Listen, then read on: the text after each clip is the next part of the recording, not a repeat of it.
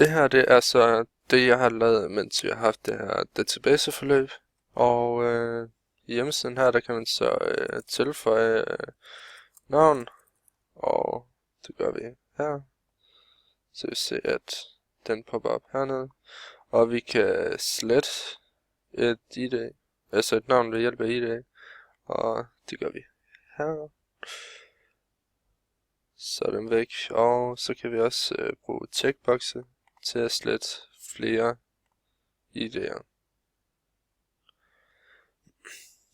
Og så til sidst, så kan vi også opdatere. For eksempel hvis vi gerne vil opdatere ID nummer 20, så siger vi, at vi gerne vil opdatere den til det her. Og så smider vi dens ID på. Og så er den opdateret.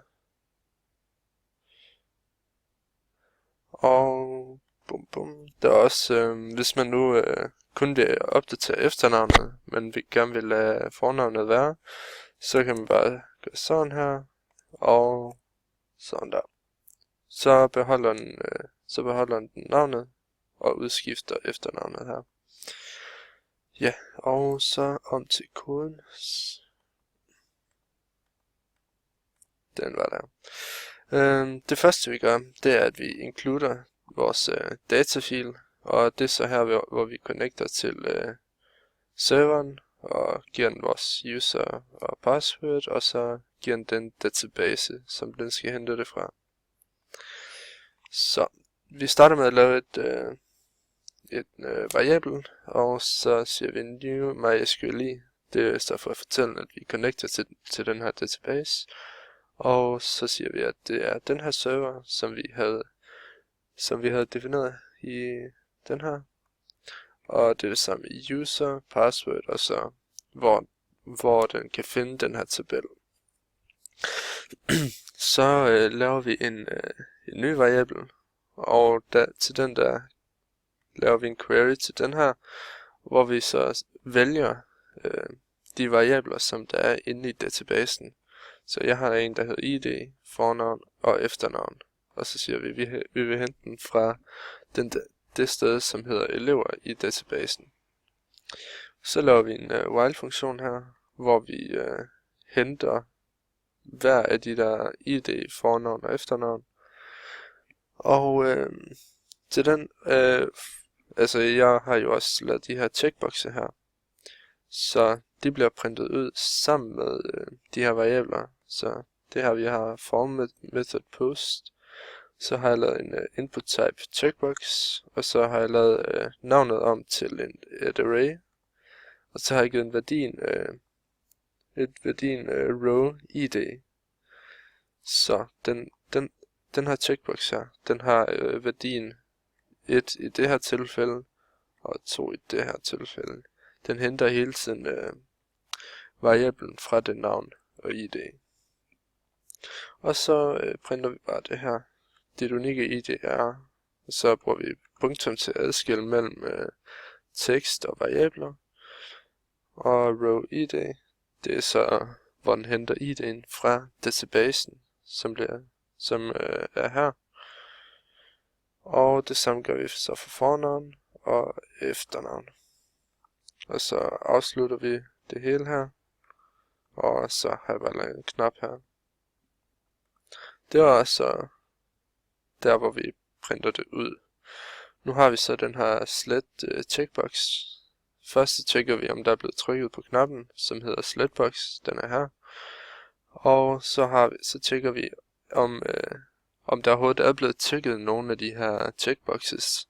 Og hvis der er det, så siger vi for hver af de her elevbox, som var, hvor skal jeg lige finde, der. For hver af den her elevbox, som er blevet valgt, så definerer den som key. Så for hver af dem, så laver vi en query, hvor at vi siger, at jeg vil gerne gå ind og slette i tabellen elever, og hvor id er lige med key. Så går den ind i databasen, finder det sted, hvor at id er lige med min key, som jeg har markeret i checkboxen, og så sletter den. Og så har vi bare en header refresh her. Det er så bare for at refresh siden. Fordi at når man opdaterer noget data, eller når man gør noget i en database, så bliver det ikke opdateret med på hjemmesiden med det samme. Man skal lige reload en gang, og så fungerer det.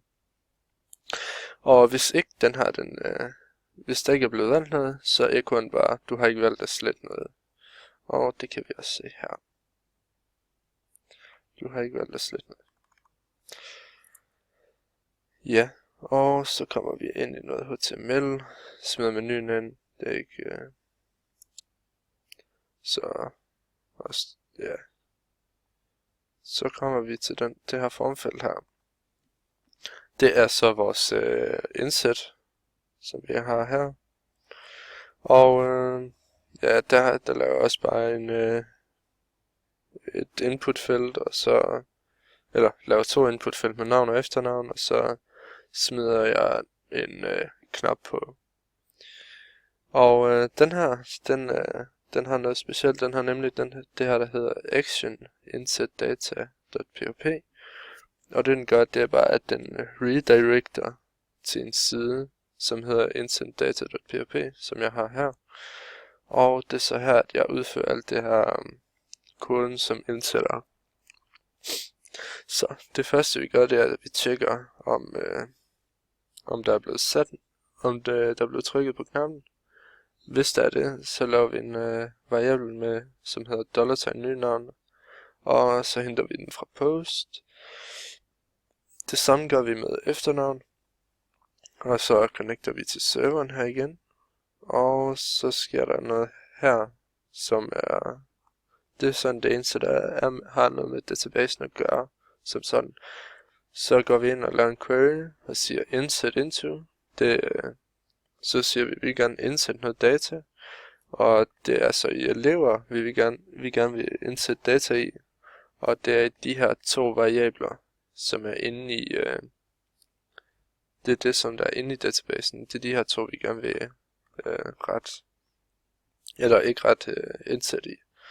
Og så giver vi den de værdier, som vi gerne vil sætte ind. Det er så $nynavn, som vi har her, og ny efternavn, som vi har der. Og så printer vi det her ud på skærmen. Dit navn, det der nynavn, og dit efternavn, nye efternavn er indsat i databasen. Så gør vi noget her i headeren, hvor vi refresher, men så går vi tilbage til den, der hedder database.php. Det kan vi også se her, hvis jeg nu gerne vil tilføje et eller andet. Så ryger vi i instant data, den printer det ud, og så ryger vi tilbage til den her side her. Ja, det var så indsæt. Så har vi det her, hvor jeg fjerner en person ved at bruge deres ID. Og her er bare lavet et inputfelt, hvor at jeg bruger en number, og ja, der er ikke så meget der. Så går vi lige hernede. Det er, vi tjekker om der er blevet trykket på knappen, og så tjekker vi, eller så laver vi en variabel, der hedder id to remove, er lige med $post, så henter vi det tal fra formfeltet, og så connecter vi til serveren her, og det gør vi hver gang vi skal bruge den, så connecter vi. Og så har jeg et variable her, id remover, men den kan man faktisk bare lade være med at have med. Det er bare noget jeg har taget med. Fordi hvis jeg sletter det her, så virker det stadigvæk. Så kan vi lige se, når den lige opdaterer. Så er det væk. Så det er ikke nødvendigt at have. Jeg synes bare, det ser bedre ud og lidt mere organiseret ud.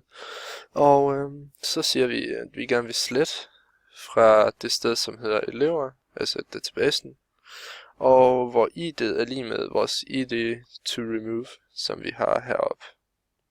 Og så refresher vi igen, for ligesom at få det nye sat ind. Ja, og så har vi vores sidste formfelt. Det er så den, som opdaterer. Og der er det samme igen. Tre formfelter, og så venter vi bare på, at der bliver trykket. Så det første vi gør, det er, at vi tjekker, om den er blevet trykket på.